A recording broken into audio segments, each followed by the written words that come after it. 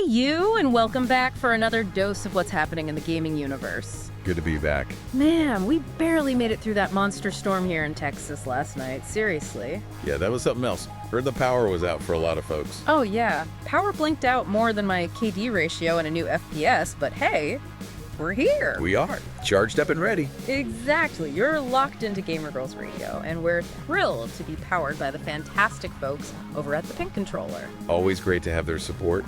And yeah, glad the digital world keeps spinning, storm or no storm. Lots to catch up on. Absolutely. Before we jump in, if you're digging what you're hearing, maybe give us a quick heads up, hit that like button, drop a comment with your thoughts. And definitely subscribe so you don't miss out on future chats. Yes. And if you're hunting for some seriously cool gamer gear, you have got to check out thepinkcontroller.com. Seriously good stuff over there. Trust us, they've got you covered. Okay, that's enough housekeeping. Let's get to the good stuff. First up, prepare for some virtual follicle fun. Virtual follicle fun. Oh, I like that.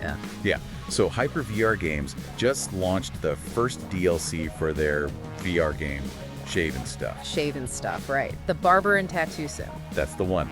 This DLC is called Dreads, and it's out now on SteamVR and PlayStation VR 2. 500,000 players for a VR barber sim. That's actually kind of amazing when you think about it. It really is. It's got a solid following. What's the pull there, do you reckon? Is it just the creativity without, real consequences? That's a great question. I think that's part of it. You know, the freedom to experiment. Plus, maybe it's just fun doing something different in VR. Yeah, I can see that. So the base game lets you go wild on digital clients, right? Scissors, trimmers, razors, even tattoo guns. Right, mix and match hairstyles, beards, coloring. Exactly. And the best part, if you mess up, poof, instant hair regrowth. No stress. If only real life had that feature. Okay, so this Dreads DLC, what's new in the virtual styling chair? Okay, so this one dives deep into, well, dreadlocks and braided styles. You get a whole new environment, the Dread Cabin. Dread Cabin, nice.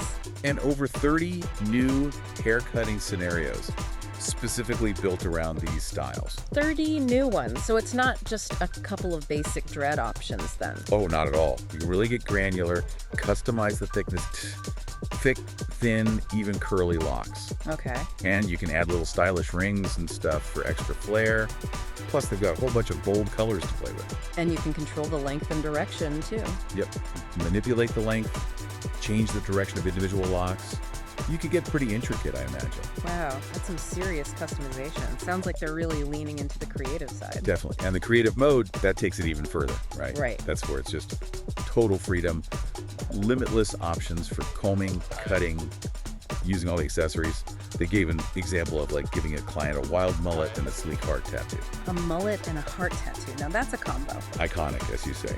And for the PSVR 2 players, there's a glow-up update as well. What's that about? Visuals. Yeah, sounds like it. Bringing visual improvements across the board, the barbershop, tattoo salon, the new Dread Cabin, and creative mode. Probably taking advantage of the PSVR 2 hardware. Always good to see developers polishing things up. The producer, Avar's Nyheffers. Yeah, from HyperVR. He mentioned wanting to give players a space for wild creativity. Seems like they're hitting that mark. Looks like it. And the price is pretty reasonable, too. The DLC is $5.99 US. Okay. Available on SteamVR, PSVR 2, and MetaQuest. All English language support. And the base game. That's $14.99. Oh, and there's a Meta-exclusive bundle-based game, plus the DLC for $17.99. Nice. Definitely affordable for some virtual styling if listeners want to learn more or, get shaving and stuff in. The official game website is the main spot. And Hyper VR Games are pretty active. You can find them on TikTok, X, and they have a Discord community. Where are they based again? Riga, Latvia. They do these kinds of immersive, casual VR games. They've also got titles like Pets and Stuff, Titan's Clinic, and one called Hide the Corpse. Wait, Hide the Corpse. Okay, I am definitely looking that one up later. That sounds like Right. Intriguing, to say the least. Yeah. But yeah, you should follow Hyper VR on Discord, their site, X, Facebook, for updates on all their stuff. Will do. All right, let's switch gears a bit. From virtual hair to virtual homes, something a bit more domestic. Indeed. Let's talk about the early access launch of a PC game on Steam called Small Spaces. Small Spaces, Oh. okay. Described as a meditative interior design game. That's the description. Sounds calming, doesn't it? It really does. A nice contrast to, frantic shooters, so it's less about scores and winning, more about feeling. Exactly. The tagline is decorate to feel, not decorate to win. It's focused on furnishing realistic apartments, mostly small ones apparently, and just finding that sort of calm, creative zone. I like that. Decorate to feel. It's the first solo project from Nicholas Tomkowitz, a developer based in Berlin, and it's published by pretty soon. Interesting.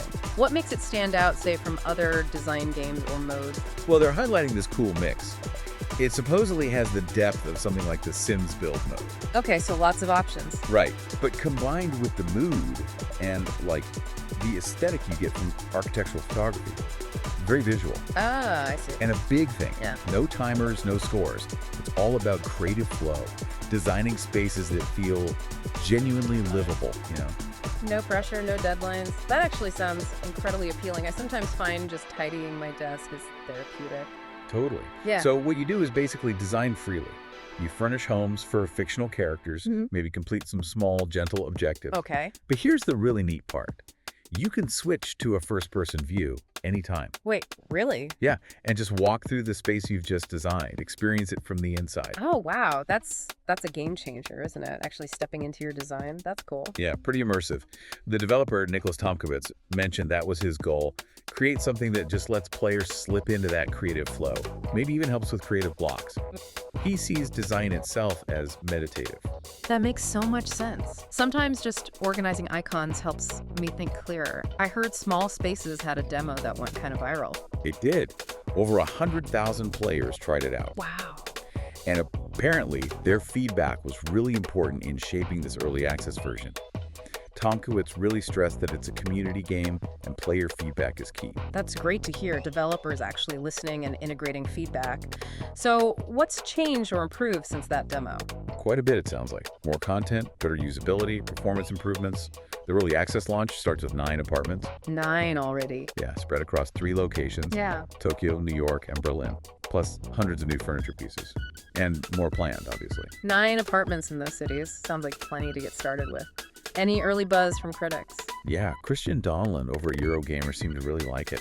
He praised how it reflects modern city living, smaller spaces, called it a treat. A treat, nice. And he specifically mentioned the pleasure of designing and then stepping inside, comparing it to browsing an IKEA catalog, but being able to actually walk around inside the rooms. An interactive IKEA catalog. Okay, I think I need this game. Right. That's a pretty great description. And the overall tone they're aiming for is dreamy realism. Dreamy realism. Okay. So, not super abstract or cartoony. It focuses on atmosphere, lighting, materials, making things look and feel good. They've got specific artists involved too. Amit Meklovitz for 3D art and Mohammed Hanafai for illustrations. Sounds like they put a lot of thought into the aesthetics. What about future plans during early access? Regular updates are planned. The first big one is expected around the end of June. Oh, soon then. Yeah, and that's set to introduce tiny houses, which fits the theme perfectly, and 3 new levels. Jakub Rutkowski from the publisher, pretty soon, called it a living home decor catalog. You can walk inside and rearrange. A living catalog. I like that phrase. So just to recap, what are the key features again? Okay, so designing apartments inspired by Tokyo, New York, Berlin at launch, a story mode with gentle prompts, designing for fictional people with different needs, a big library of handcrafted high-fidelity objects, furniture, decor, all that stuff to make it feel lived in. That crucial switch between top-down planning and the immersive first-person view. Right, the walking around part. And lots of focus on organic lighting, atmosphere, day-night cycles, cozy lighting options, just making it feel right. It really does sound like a well-rounded, calming experience. Who do you think this is really aimed at? Well, they list quite a few groups. Fans of the Sims build mode, obviously. People who love relaxing indie games, they mention unpacking. Tiny Glade. Good comparisons. Even people who cope with stress by rearranging their actual furniture. Design lovers, architecture nerds, anyone chasing that lo-fi vibe. Okay, yeah. And maybe content creators looking for something chill and visually appealing to stream or make videos about. Definitely covers a wide audience. It's really cool seeing a solo dev like Nicholas Tomkowitz bring this kind of passion project to life. and pretty soon seems like a good fit for publishing it. Yeah, they seem focused on supporting exactly these kinds of unique indie projects from smaller teams. If you want to check out Small Spaces, it's on Steam now in early access. Just search Small Spaces on Steam. Yep, the Steam page has the trailer, links to their Discord, their X page, all that stuff. Awesome. We'll try to get those links in the show notes for you too.